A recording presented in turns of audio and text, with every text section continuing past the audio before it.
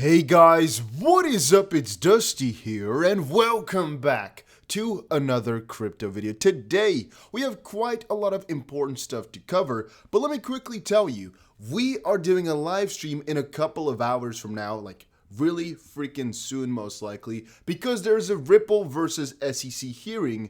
We want to prepare properly, we want to go over everything properly, we want to see exactly what is happening prior.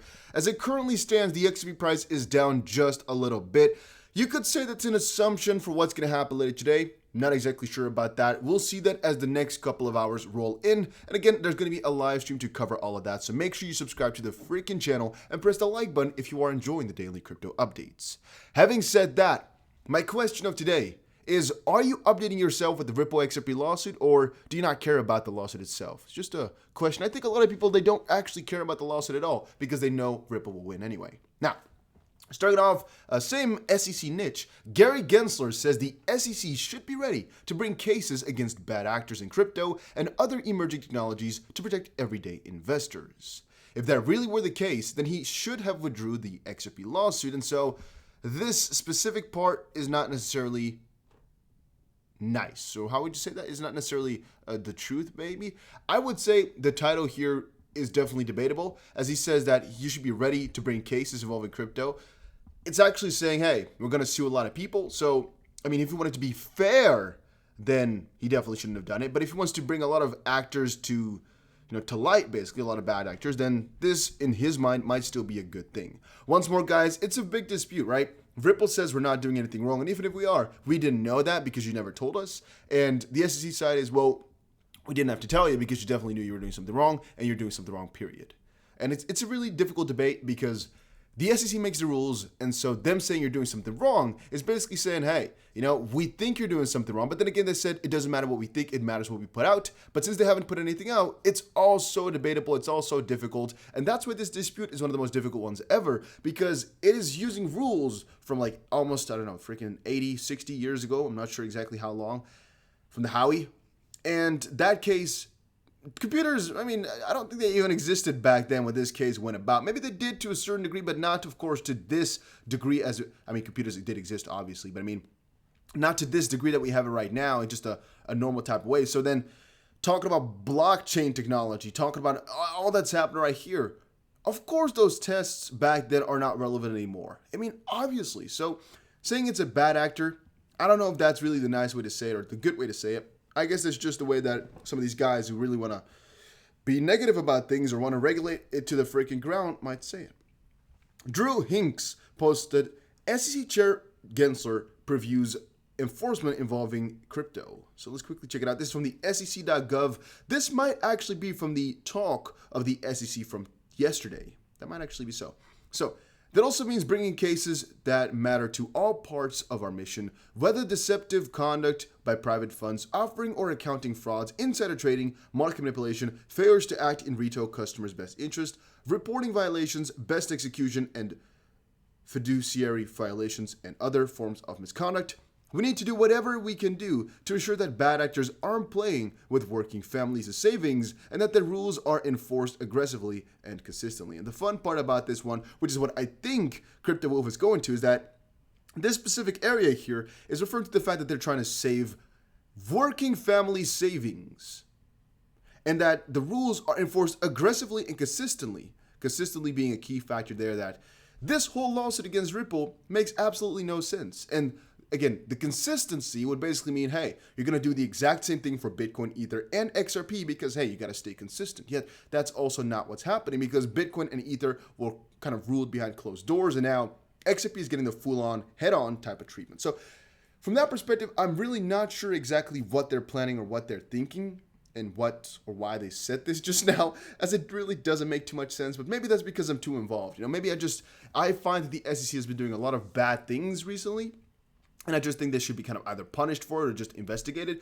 Then again, if Gary Gensler is the one who's going to investigate those things, it kind of gets even more difficult because, well, think about it again. If Gary Gensler is the one who has to do the investigating, but he is part of the problem, Yeah, that's definitely difficult. So the only thing that can basically happen is the XRP motion to intervene that John Dean has been going for. If they get into the lawsuit, I guess they have a little bit of a shot at showing the judge that the SEC has been doing some inconsistent work, and that is against their theory, right, of staying consistent with their enforcement. Now, XRP Thor posted on Twitter, last time Bitcoin was $39,000, XRP was at just 30 cents. By the way, guys, I see a lot of people doing this. A lot of people say 0.30 cents.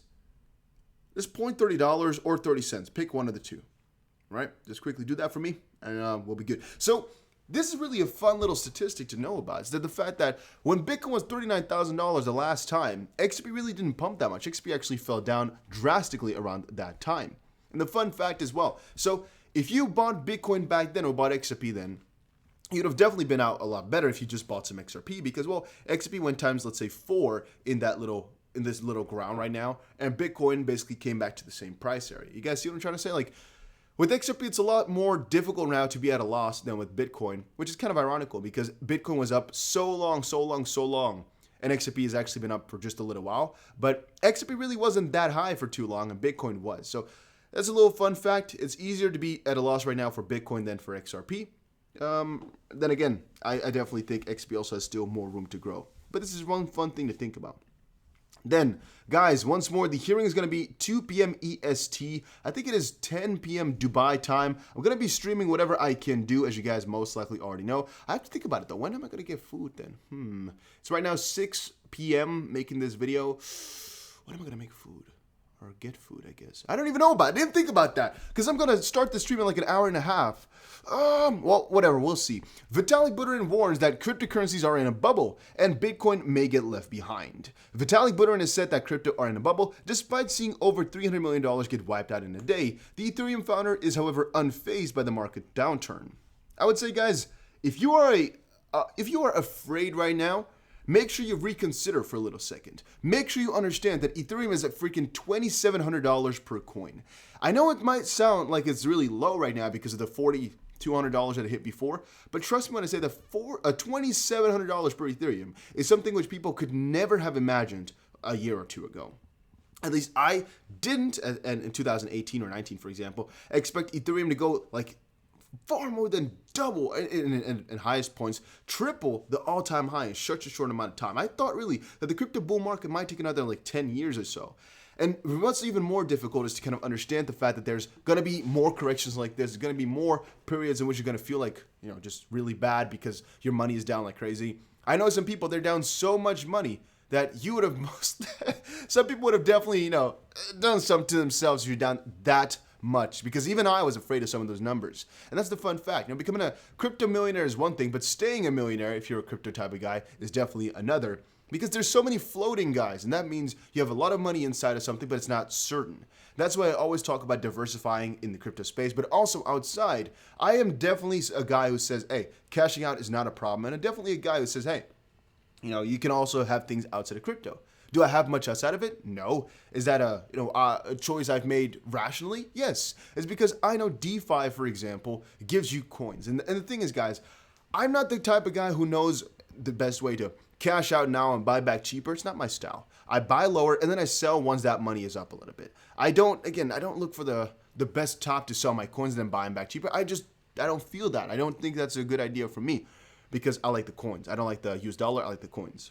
So what I do is I put those coins, whatever coin I have, for a good part, not everything obviously, because most is on the ledger, into systems which can generate me passive income. Which, for example, a link down below is going to be for BITRUE. It's one of the services I use. You get a couple % each year on your coins. But the fun fact with this little tweet from earlier, this one, is that if you bought Bitcoin back then or Bitcoin right now, there's no difference because it's back to the same price. If you were utilizing some sort of yield generating, service, you could have definitely within this, let's say 2-month period, gotten yourself at least $1,000 extra, for example, right? Percentage wise, I'm not sure exactly, maybe like 1% or something like that on your money. But the more money you have, the more this is, right? If you have $1 million, you calculate for yourself 1%, that's $10,000, for example. So that can definitely add up. 1% in such a short amount of time, for example. Yeah, that's definitely what I've been focusing on. And if you can actually get some pretty nice yields on your crypto, it's just better for me than getting my yield on stable coins or anything like that. I just like to get more crypto for not doing anything. I don't have to worry about it, I don't have to think about it, and the crypto just keeps accumulating.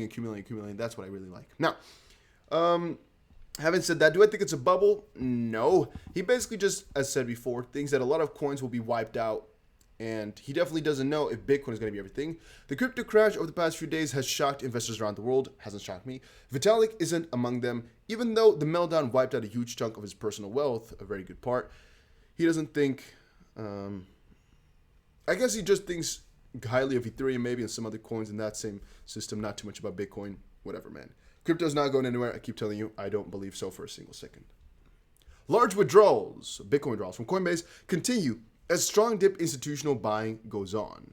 Yeah, they're buying like crazy. The institutions are, you might want to deny it, whatever, but they are buying. They're buying like crazy. They're buying like crazy. They're buying like crazy. And here's the Bitcoin balance on exchanges. It's kind of funny because Binance has gone up significantly. I'm assuming that might be for the coin margin because people want to actually trade on there. Coinbase going down most likely just means a lot of these guys are either withdrawing their Bitcoin, could also theoretically speaking be selling it, of course, but I'm assuming a lot of them are withdrawing it, as we've noticed that a lot of these guys are buying the dip, and actually like crazy. They're buying the dip like really, really freaking crazy.